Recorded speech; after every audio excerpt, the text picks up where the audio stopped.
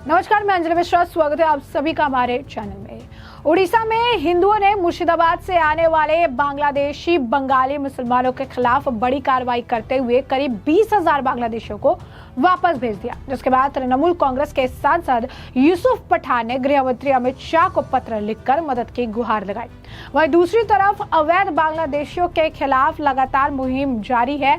अजमेर में भी एक और आप कह सकते हैं बांग्लादेशी गिरोह का भांडाफोड़ किया गया है और उन्हें जल्द से जल्द डिपोर्ट किया जाएगा। इस सबके बीच आपको बता दें कि गुजरात में लगातार जो अवैध बांग्लादेशी रोहिंग्या है उनकी सफाई की जा रही है और इस बीच गुजरात के गृह मंत्री हर्ष सांघवी का बड़ा बयान सामने आया है, जहां पर उन्होंने साफ तौर पर कहा है कि हम जो है इसे लेकर कार्रवाई करते रहेंगे। ज्यादातर जो लोग हैं वो पश्चिम बंगाल से आए हुए हैं और पश्चिम बंगाल में हमने अपनी एक टीम को भेज रखा है जो इस पूरे मामले का पता लगाएगी। वहीं इस तमाम मामले को लेकर शुभेंदु अधिकारी भी बोलते नजर आए हैं। क्या है पूरा माजरा, विस्तार से जानेंगे एक एक करके। सबसे पहले बात कर लेते हैं कि उड़ीसा में ये बड़ी कार्रवाई क्यों की गई है।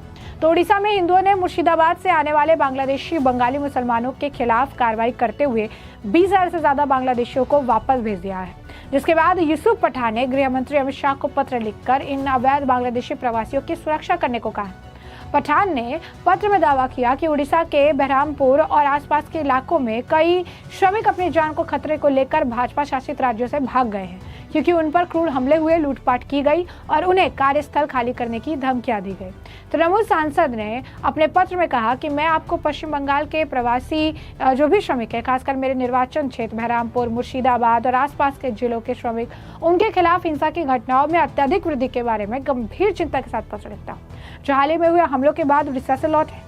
लोगों ने फिर कमेंट करना शुरू कर दिया। लोगों ने ये लिखा कि यही उस जो है यूसुफ पठान ने कुछ भी नहीं कहा था। आपको बता दें कि वक्फ कानून को लेकर मुर्शिदाबाद में एक प्रोटेस्ट देखने के लिए मिला और ये प्रोटेस्ट इतना ज़्यादा उग्र हो गया कि धीरे धीरे ये पूरा प्रोटेस्ट हिंदू वर्सेस मुस्लिम बन गया, जिसके बाद वहाँ पर कई सारे परिवारों को पलायन करना पड़ा, वहाँ घर छोड़कर भागना पड़ा। उसके बाद बीजेपी के नेताओं ने हस्तक्षेप किया। पश्चिम बंगाल की ममता सरकार से लेकर कुछ मान ही नहीं रही थी, लेकिन बीजेपी के हस्तक्षेप करने के बाद स्थिति जो है थोड़े कंट्रोल में हुई, लेकिन फिर भी कई सारे परिवारों को अपना घर बार सब कुछ छोड़ के वहां से जो है कहीं और जाकर शिफ्ट होना पड़ गया। स्थिति इतनी ज्यादा गंभीर हो गई थी। वहीं आपको बता दें कि जिस तरीके से कई तरह के बयान दिए गए हैं, शुभेंदु अधिकारी ने उस पर प्रतिक्रिया दी है।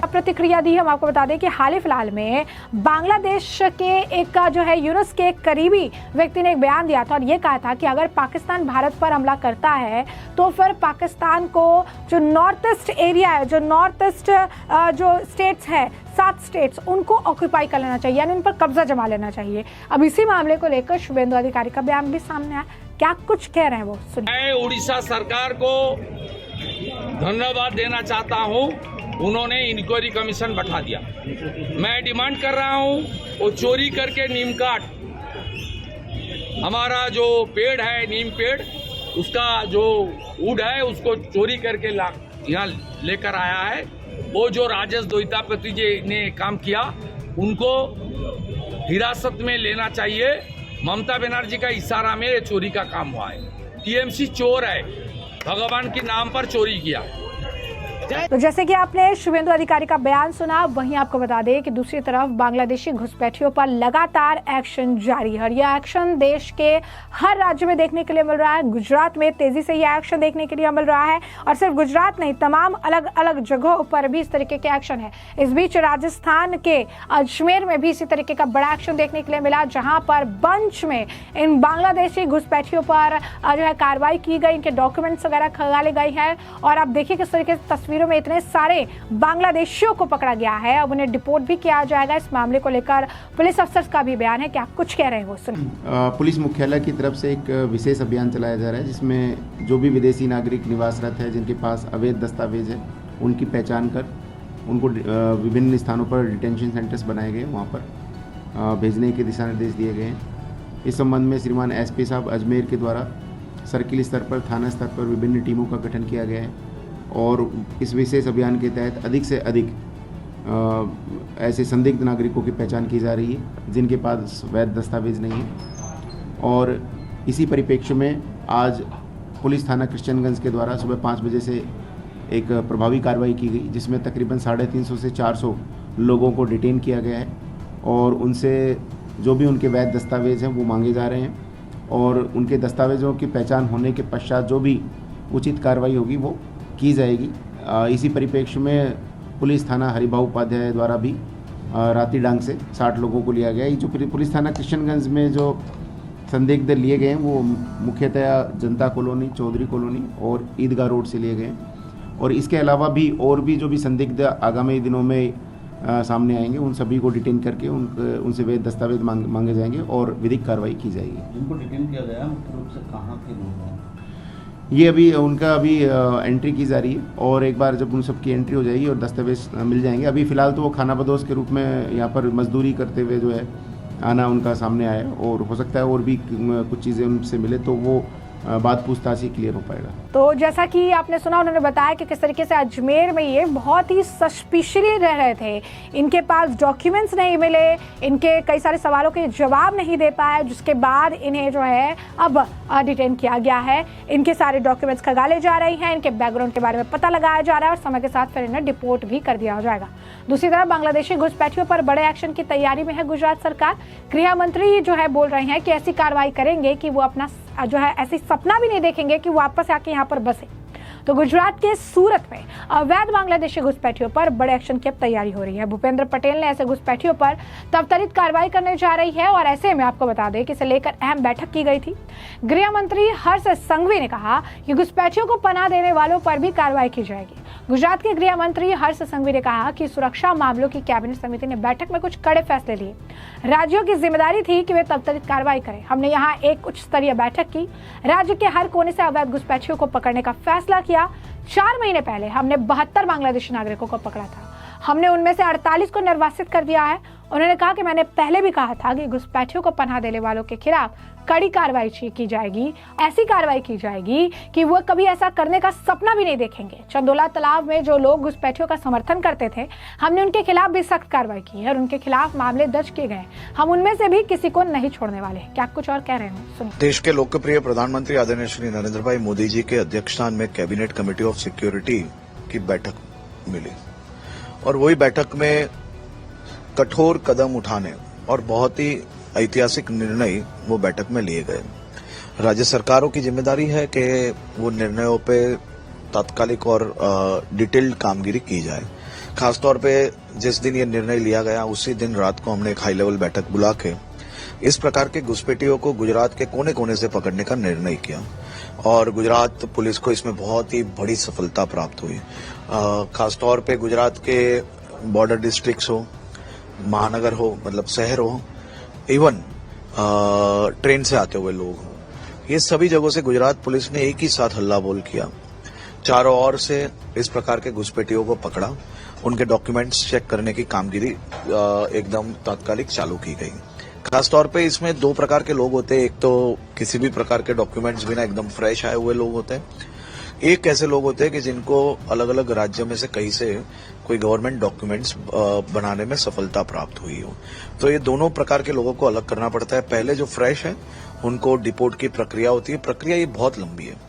जैसे आपको पता होगा कि 4 महीने पहले हमने चंदोला तालाब से 72 जितने बांग्लादेशियों को पकड़ा था, जिसमें से 48 जितने बांग्लादेशियों को हम डिपोर्ट करने में सफलता प्राप्त हुई है। इसमें सरकार की अनेक एजेंसियां काम करती है और वो एजेंसी सबको तहकीकात के बाद उसके डिपोर्ट डॉक्यूमेंट तैयार होते हैं। कम से कम 3-4 महीने की ये प्रक्रिया होती है और वो प्रक्रिया का काम चालू है। कि मैंने पहले ही कहा था कि घुसपैठियों को पनाह देने वाले एक एक व्यक्तियों का ऐसा हाल किया जाएगा कि जीवन में गलत काम करने का सपना भी नहीं देखेंगे। आपने देखा होगा कि चंदोला तालाब में जिन जिन लोगों ने इस घुसपैठियों को सहारा दिया है, उनको घिसट घिसट के ढूंढ ढूंढ के पकड़ के एक के बाद एक कदम उठाए गए हैं। सभी पे केस दर्ज हुए हैं, एक भी को नहीं छोड़ेंगे। कोई भी घुसपैठियों को पनाह दे रहा है, उसको छोड़ने की, उसको चारों ओर से सकंज में लेके उसको पकड़ के कानूनी तौर तरीके से कठोर से कठोर कदम उठाए जाएंगे।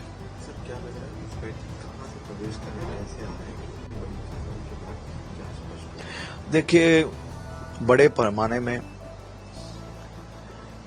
इन लोग के पास जो गवर्नमेंट डॉक्यूमेंट्स पाए गए हैं वो बंगाल के कई जिलों के हैं। हम बंगाल पुलिस के साथ ये विषय में काम कर रहे हैं। जिन जिन के पास जो जो डिस्ट्रिक्ट्स के डॉक्यूमेंट्स हैं हम उनको ये माहिती भेज रहे हैं और हमारी टीम भी वहां पे ऑलरेडी चली गई है। ये विषय में हमारी कामगिरी चालू है। एक बार पूर्ण हो जाएगी फिर जरूर से हम इस पे आपको पूरी बात बताएंगे।